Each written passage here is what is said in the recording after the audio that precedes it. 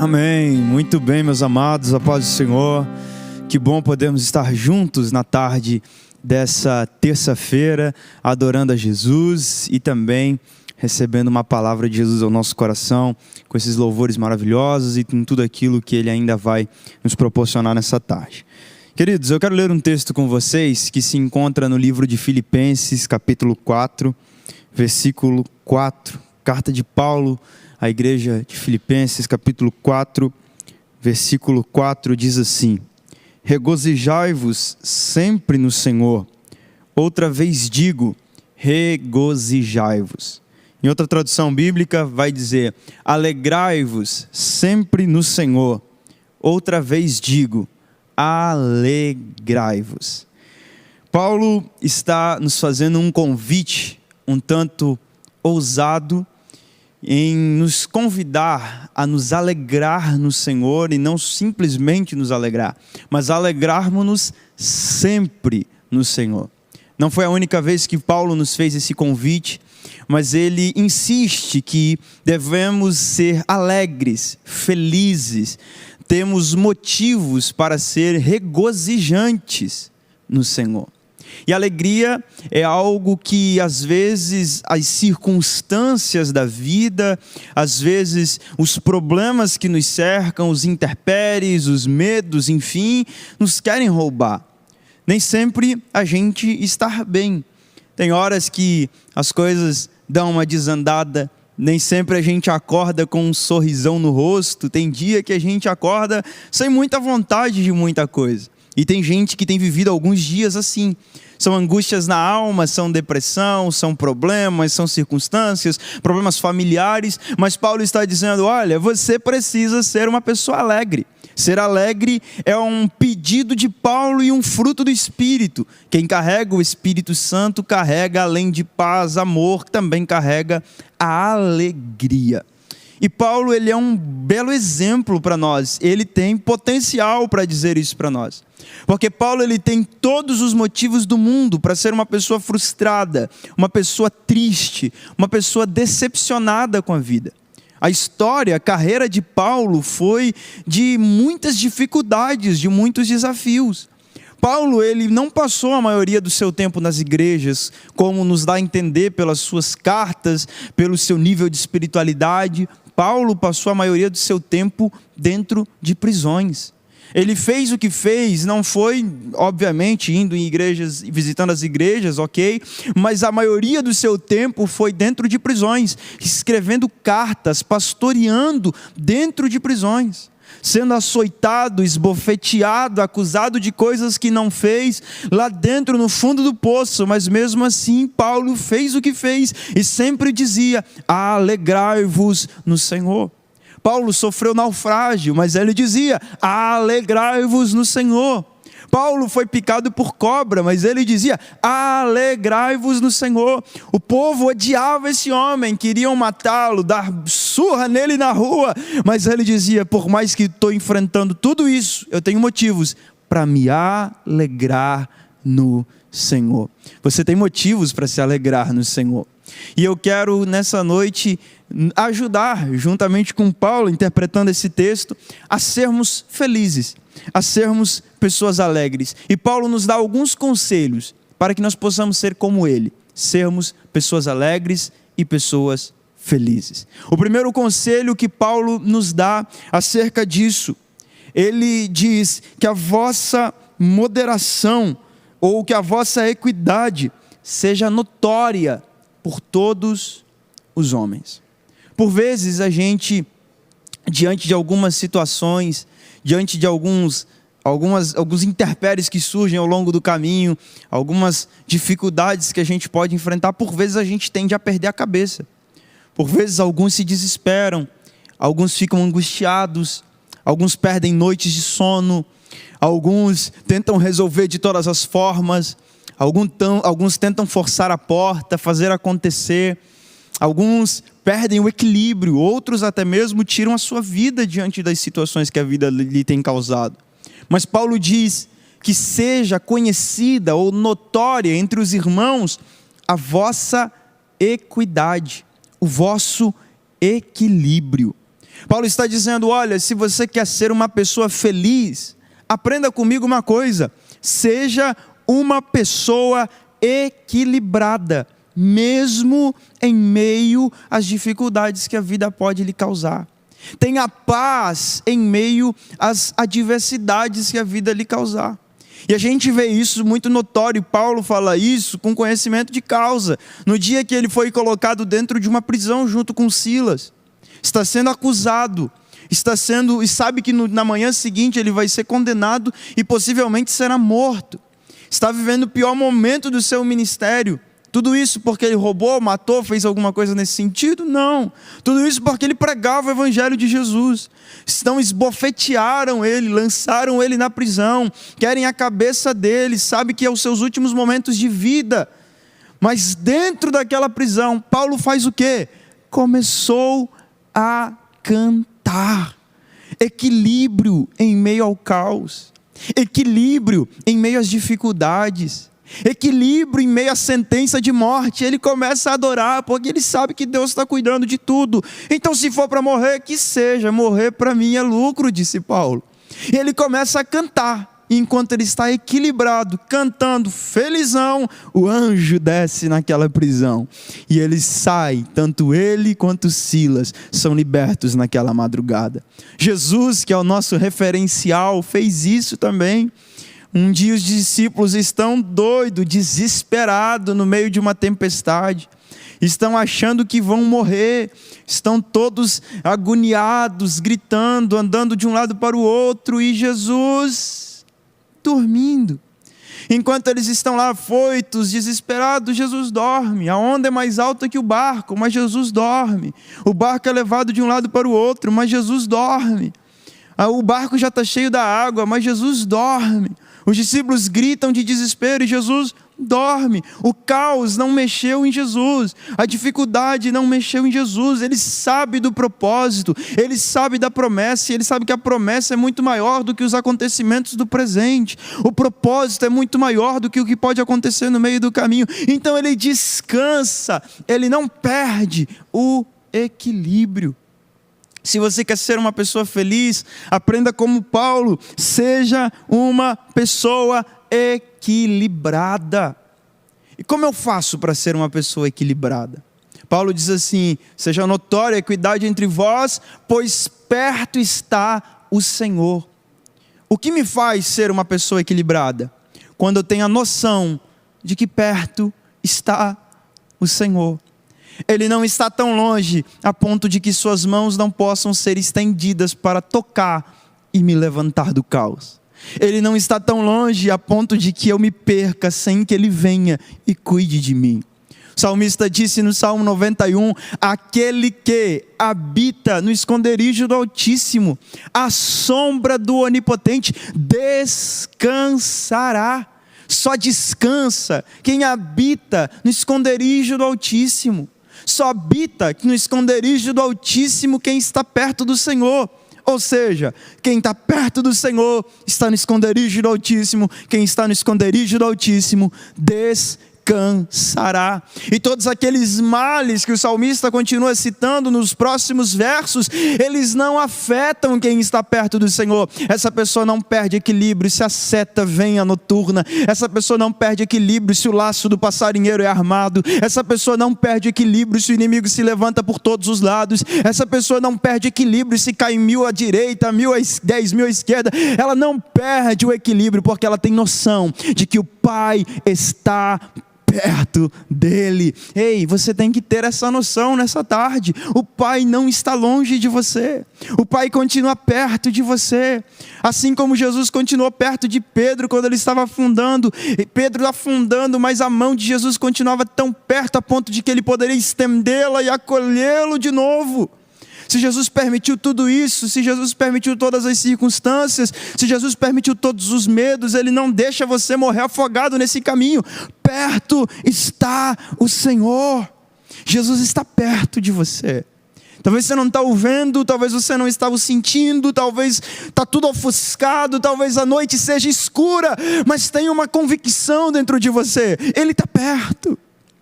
Os olhos do Senhor continuam procurando por você, cuidando de você zelando pela sua alma. Então seja feliz, coloca um sorrisão nesse rosto, porque quem cuida de você não dormiu na noite passada, quem cuida de você não conhece a derrota, quem cuida de você, cuida de todo o universo, Ele não vai abandonar você nesse caminho. Então seja uma pessoa equilibrada. O segundo segredo para você ser uma pessoa feliz, digo isso à luz de Paulo, ele diz: perto está o Senhor. Ele está dizendo: olha, seja uma pessoa esperançosa. Você já parou para pensar que a gente é muito mais feliz na sexta-feira? Já parou para pensar nisso? A gente é muito mais feliz quando está chegando o feriadão. Está chegando o feriadão, a gente fica com aquele sorrisão no rosto, a gente acorda antes do feriado mais feliz. Já parou para pensar que a gente é muito mais feliz quando está chegando o final de ano, as férias estão chegando, está chegando o Natal, a família, o chocolate, os presentes, a viagem que você planejou o ano todo. A gente é muito mais feliz quando chega esses dias. A gente é mais feliz na sexta do que na segunda. A gente é mais feliz antes do feriado do que numa semana normal. A gente acaba sendo mais feliz quando o final do ano está chegando do que quando está iniciando. Por que a gente é mais feliz nessas épocas? A gente é mais feliz nessas épocas porque essas épocas nos trazem esperança. Chega sexta, eu tenho esperança que sabadão eu vou descansar. Sábado não tem chefe me incomodando, sábado não tem pressão no trabalho, sábado eu vou dormir, sábado eu vou sair com a família, sábado eu vou estar bem. A gente é mais feliz perto do feriado porque está chegando o dia de viajar, está chegando o dia de ficar tranquilo. Mais feliz nas férias porque está chegando o dia do chocolate, o dia dos presentes, o dia da viagem, o dia do descanso. A gente é muito mais feliz nesses dias porque a gente é esperançoso nesses dias de que coisas boas estão para acontecer. Mas nós, crentes, não precisamos esperar essas datas para sermos pessoas esperançosas. Porque a nossa esperança não é aqui. A nossa esperança é essa. Pode ser hoje que Jesus vai voltar, vai buscar a igreja, e nós vamos estar com Ele eternamente nas alturas. Pode ser hoje o dia que Jesus vai me levar para estar com Ele, como disse Paulo, porque para mim morrer é lucro. Pode ser hoje o dia que eu vou ter um encontro com Jesus, que a igreja vai ser levada. Então isso nos enche de esperança. Esperança de que as aflições do tempo presente, como Paulo diz em Romanos 8, não se comparam com a glória que há de ser revelada em nós. Esperança que isso tudo é passageiro. Esperança que isso tudo tem tempo de duração. Esperança que nós sabemos o que nos espera no além. Esperança que sabemos que nós não seremos desamparados, mas que quando chegarmos do outro lado, Ele estará nos esperando, num lugar que não haverá mais dor, não haverá mais pranto, não haverá mais sofrimento. E Ele termina dizendo no livro das Revelações: as coisas velhas já se passaram, e eis que tudo se fez novo. Você tem motivos para ter esperança em Jesus. Isso aqui é tão curto. Isso aqui é tão passageiro, isso aqui é tão momentâneo. O que é 70 anos? O que é 100 anos? Comparado a uma eternidade na glória. Isso aqui é tudo finito, corruptível, tudo tem um término. Mas nós temos uma esperança que nos faz acordar todos os dias pela manhã entusiasmado. Maranata, ora vem, Senhor Jesus. O Espírito e a noiva dizem: vem. O Espírito que está dentro de você, ele grita todos os dias: vem. E a noiva que somos nós, dizemos: ora vem, Senhor Jesus.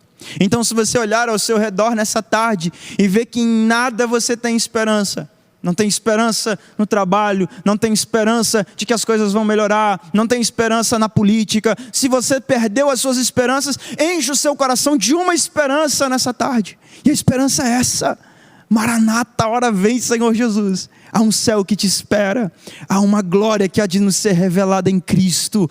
Nós não somos daqui, somos peregrinos, e nós temos motivos para celebrar Jesus, porque Ele nos comprou, porque Ele nos salvou da perdição eterna, porque nele somos redimidos, nele nós temos a bendita esperança. E para nós terminarmos nessa tarde, Paulo vai nos dar o terceiro conselho para sermos pessoas felizes. Primeiro, seja uma pessoa equilibrada. Segundo, seja uma pessoa esperançosa. Terceiro, está no versículo 6, que ele diz assim: não estejais inquietos por coisa alguma, antes as vossas petições sejam em tudo conhecidas diante de Deus. Paulo está nos alertando para que Deus possa conhecer o nosso coração. Não andeis ansiosos, inquietos, mas revelem ao Pai aquilo que está dentro de você. Paulo não está falando de simplesmente um Deus distante. Paulo está falando de um Deus perto. Paulo está falando de intimidade. Paulo está falando de um amigo. Paulo está falando do Pai, que pega no colo e diz: senta aqui, meu filho, conta o que está acontecendo aí dentro. Quer ser uma pessoa feliz? Aprenda a ser íntimo de Deus. Senta no colo do Pai. Conta aquilo que está passando dentro do seu coração. Conta teus sentimentos. Conta aquilo que você está sentindo. Conta aquilo que você está pensando. Às vezes tratamos Deus como um ser distante, como um ser que não está relacionado a nós, alguém desconhecido. Mas Deus, Ele não quer ser esse ser distante. Ele quer ser o seu amigo mais pessoal, o seu amigo mais íntimo. Diante de Deus não existe máscara. Diante de Deus não existe esconder alguma coisa. Dos seus olhos nada é escondido. Então rasga. Fica despido diante do Pai. Ele diz: Senhor, está aqui, Pai, a ferida, o machucado, o que está me angustiando, o que está ferindo o meu coração, o que está me deixando ansioso, o que está drenando a minha paz, a minha felicidade, o que está me fazendo, Senhor, acordar todos os dias aborrecido. Está aqui, Pai, me ajuda a tratar, me ajuda a curar, me ajuda a vencer. Eu tenho certeza que o Espírito Santo de Deus há de abraçar o seu coração, renovar a sua esperança, renovar o seu equilíbrio, e você vai se levantar mais forte, vigoroso, regozijante no Senhor. Seja amigo de Deus. Algo que eu digo sempre: por vezes as dificuldades da vida, elas tendem a afastar as pessoas de Deus. Por vezes, quando enfrentamos algumas coisas, a gente acaba se afastando. É o que está acontecendo nesses dias. Alguns que não conseguem vir aos cultos estão se esfriando.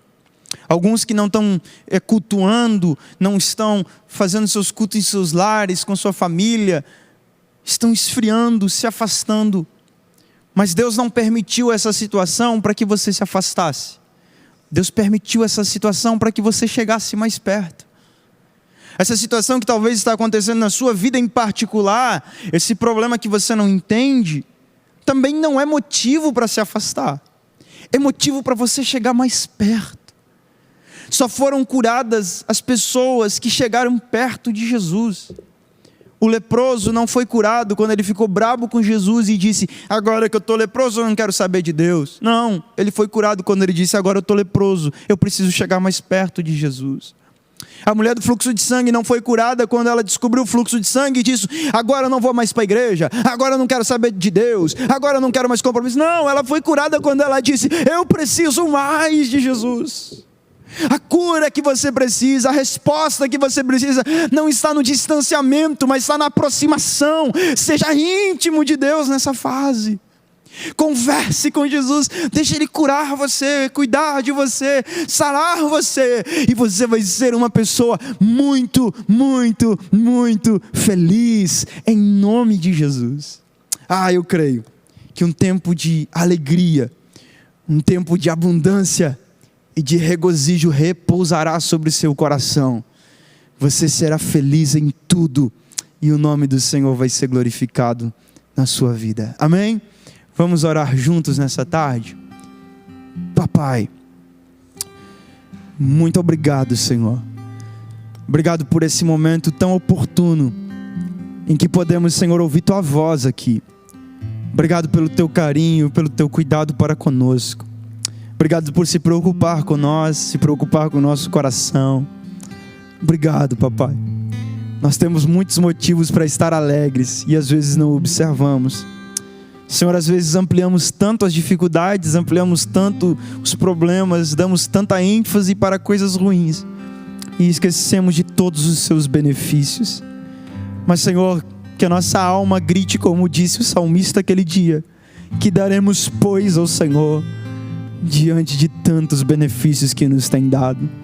Ah, Senhor, enche o nosso coração de gratidão nessa tarde. Que a presença que está aqui entre aí, Senhor, na casa do Teu Filho, na casa da Tua filha. Renova a força dele agora, renova a força dela agora. Traga alegria de novo para esse coração. Traga esperança de novo para esse coração. Talvez o Teu filho ou Tua filha estão focando nas coisas erradas. Senhor, estão tendenciosos a focar em coisas supérfluas e passageiras, suscetíveis de fracasso. Mas, Senhor, que nós possamos focar naquilo que é imortal, naquilo que não é passageiro, naquilo que é eterno, na glória que há de nos ser revelada em Cristo, Senhor. Ah, Senhor, enche o nosso coração de esperança, enche o nosso coração de equilíbrio, Senhor. Senhor, que sejamos pessoas equilibradas, que enquanto o mundo cai ao nosso redor, nós possamos estar fortalecidos em Ti, revigorados em Ti, em pé, Senhor. Que o inimigo não nos pegue pelo desânimo, que o inimigo não nos pegue pela fraqueza, que nós não venhamos nos submeter às forças do inferno, mas que sejamos, Senhor, fortalecidos na força do Teu poder. Dá-nos, Senhor, um espírito de ousadia nessa tarde. Senhor, eu oro, Senhor, para que nessa tarde nós possamos conhecê-lo mais. Se revela a nós, Senhor. Revela o Teu coração a nós, Senhor.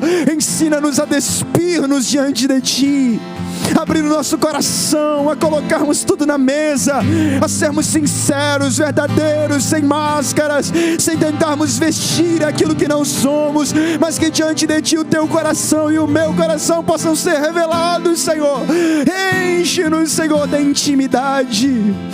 Ah, Senhor, nós declaramos que nós tememos o Senhor, e a Tua palavra diz que aqueles que temem o Senhor, esses são dignos da intimidade. Então nos faça sermos íntimos de Ti, e nos encha de paz, de alegria, regozijo e esperança, em nome de Jesus. Que Jesus te abençoe. Aleluia.